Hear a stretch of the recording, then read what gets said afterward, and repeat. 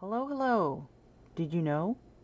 Did you have any idea whatsoever that this guy right here, the fourth and final man to be convicted of the murder of George Floyd, was sentenced this week? Did you know that? Because there sure wasn't any attention about that in the media that I saw. Maybe I missed it. But did you know that there were 4 officers that murdered him? 3 who held him down, all of which were trained in the proper techniques of restraint, and holding a man down by his feet, as one officer did, holding a man down with a knee to the back of his back, as the second officer did, and holding a man down with his foot in his neck, as the third man did, was not proper technique. Okay? Meanwhile, this guy here aids and abets such crime, and then makes sure nobody can interfere to stop them, as they were looker-bys and kids standing by begging him not to murder this man. And then, did you know that this same man wasn't a rookie? And there was no rookies there, as Candace claimed that only one of them should have been prosecuted. If she had her way, this man wouldn't have been prosecuted, right? Just the one, you know. But thankfully, all 4 that were held accountable, okay, because you can't use your authority to go around murdering people. Okay, you don't get to execute somebody because they're a problematic person that you're dealing with, you know, on that particular day. And at any rate, so what happened today, or what happened during the sentencing, is, oh my goodness, it needs to be heard. The whole world needs to know what happened during the sentencing. During the sentencing, it was sad.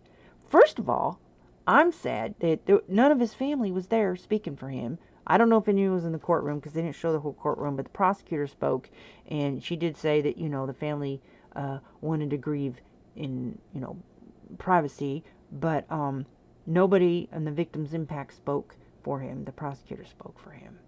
Okay, so she did mention that this guy had no remorse whatsoever when she asked the judge to sentence him to 51 months. When the maximum, that wasn't the maximum, she asked for less than the maximum for a non-remorseful cop. After this much time has passed, all the outrage caused by his death, he has no remorse whatsoever.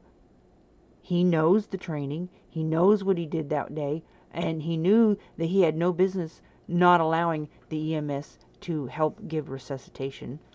You know, as a former licensed EMT, you don't not, you know, resuscitate somebody who has just died within the minutes, stop breathing. You do everything you can to at least attempt to do that. And there was no attempt. I've seen it with my own eyes. I saw the videos. Okay? And I also researched, and I found that this guy had already been sued in Senate court for excessive abuse of power.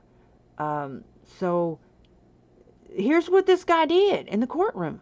This is what he did. And I listened to it. Look at this 36 minutes, 14 seconds, this video. And a good 25 minutes or longer of that was his rambling. But let me tell you what this guy did.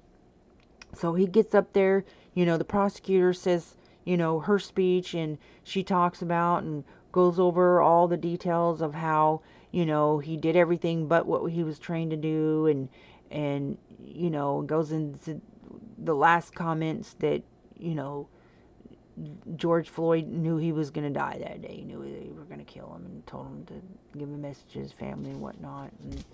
And, but at any rate, he gets out the Bible, okay, and I thought, okay, well, maybe he's going to talk about repentance and forgiveness. I mean, and being sorry, because that's what Jesus said. If you've done something wrong to your brother, you need to make that right before you go do anything. I mean, that's one of Jesus's messages. I'm just saying. So instead, he's like, well, like literally, he acted like taking this moment where he's supposed to give his remorsefulness to the court, or maybe if you feel like he wasn't properly represented or something like that or whatever, this is the time for the defendant to do that. Okay? But if you have anything to be remorseful for, this is the time that you do that. With all the video evidence of him clearly doing what he did, and obviously no chief of police stood up for him and said, no, dude, I taught this man to do this way. Quite the opposite. But yet he still had no remorse. So he says, everybody break out your Bibles. Like it was a church service or something. I mean, you can't make this up, right? So then he's like, well, I'm going to, share Jesus this day. So he talks about, he goes on and on and on and on.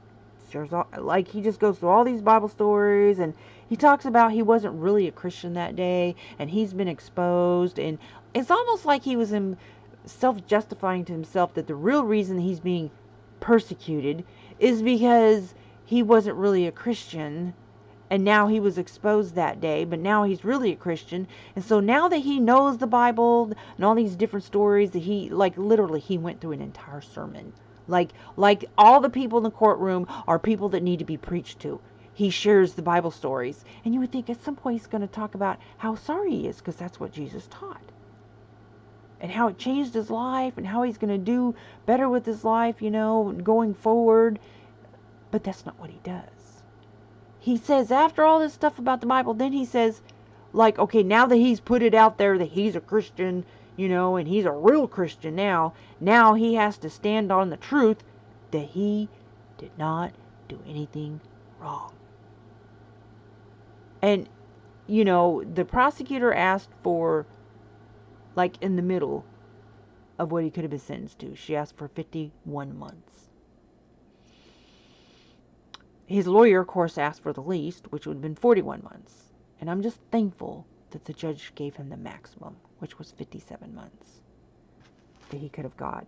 And I'm just like, I just wish people would ask for better legislation in the hiring process of officers, that if they have the ability to have poor judgment, to be deceptive, or to fall into delusions like he has, those things would probably be picked up on. They use these types of tests for hiring, for, corporations use them, and they can just detect problems in personalities. Like, this guy is delusional.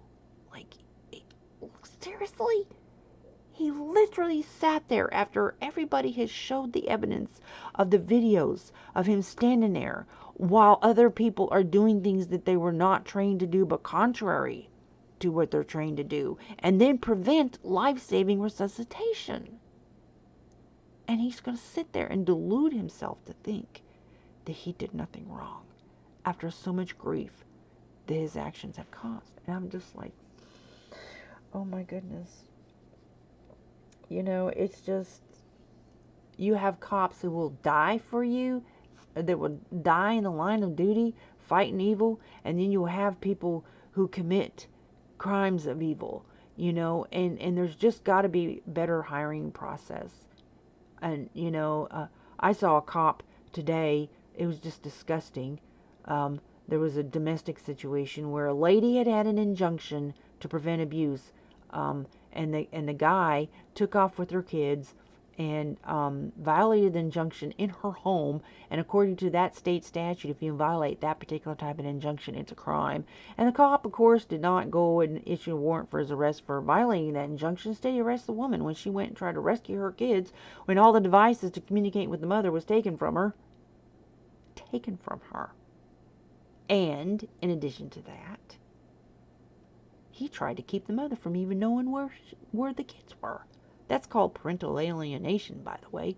But it's just the idea that this cop was like, oh, well, no, there's a civil matter. All custody orders are civil. No, they're not. If a court orders a child belongs such and such place. You know they issue Amber Alerts when parents take off with kids against court orders, but when a cop just decides that he's going to allow a man to violate an injunction and those kids are suffering, and then you're going to arrest the woman who's trying to rescue her kids? I mean, just crazy stuff is going on with cops. It's just ignorance.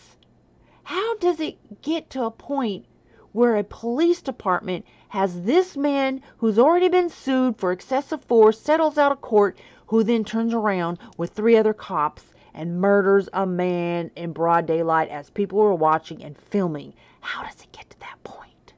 Okay?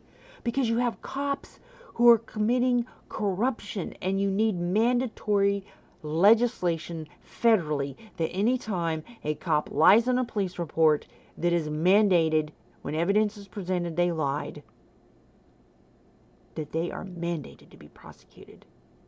Okay?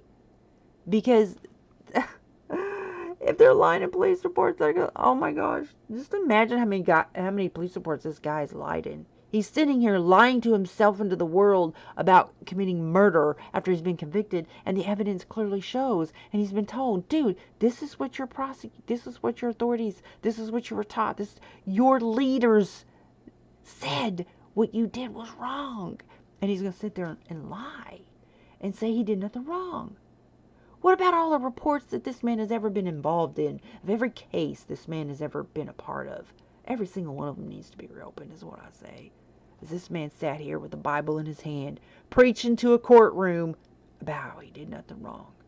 Did the world know? Did you know? Did you know that the last person involved in this murder was sentenced?